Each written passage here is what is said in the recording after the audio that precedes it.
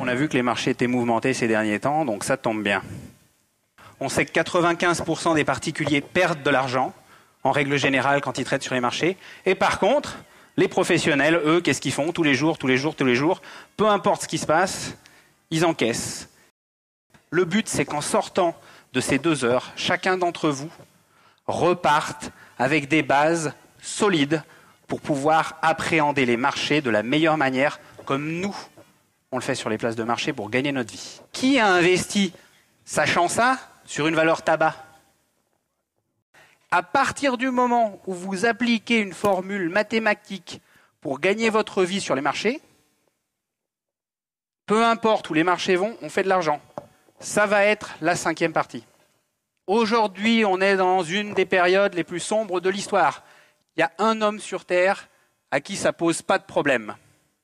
Warren Buffett, l'homme le plus riche du monde. Pourquoi il fait ça, lui ? Si le meilleur investisseur du monde, il investit en ce moment, pourquoi nous, on devrait vendre tous nos actifs ? Cette blague que nous, en tant que professionnels, on a vu ça, on s'est dit, tout le monde s'est déchargé. C'est une montée pour que les fonds déchargent. Vous savez ce qui fait bouger ou ce qui influence le prix d'une action.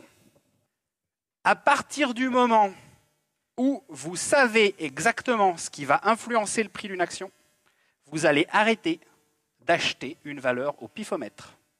Jamais vous ne devriez prendre position sans regarder 1.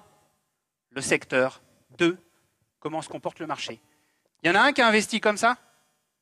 En début d'expansion, ce qui monte le plus, c'est les biens d'équipement ou la technologie. À chaque fois qu'il y a une phase de croissance, c'est bien toujours le Nasdaq et la technologie qui tirent, qui est le leader, qui tire le train de tête. Fin d'expansion.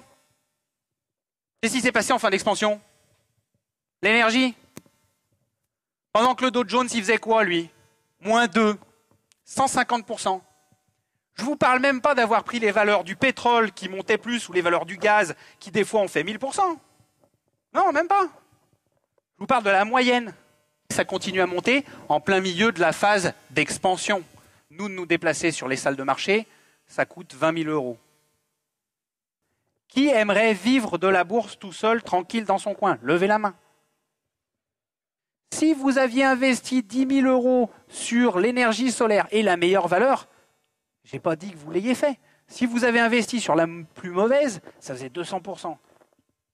Donc 10 000 se transforme en 30 000. Si vous l'avez fait sur la meilleure, 10 000 se sont transformés en 100 000. Merci monsieur d'avoir acheté du First Solar, puisque ça a marché. Lors de la ruée vers l'or, qui a gagné le plus d'argent ? Vous le faites en immobilier, vous ne le faites pas en bourse. Vous allez le faire. C'est le minimum vital pour gagner votre vie.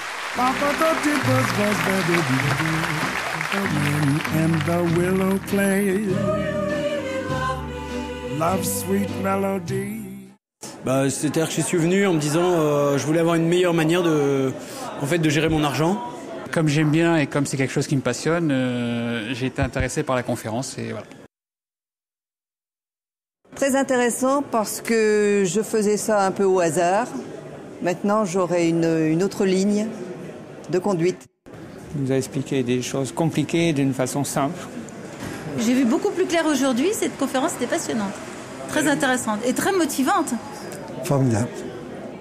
Plutôt sympathique, regarde, ils ont tous le sourire, donc c'est plutôt bien. Le bonheur, c'est de voir que, en repartant même d'un séminaire comme ça, qui est complètement gratuit, les gens repartent quand même avec quelque chose qui leur donne une valeur ajoutée immédiate. Et ça, c'est important.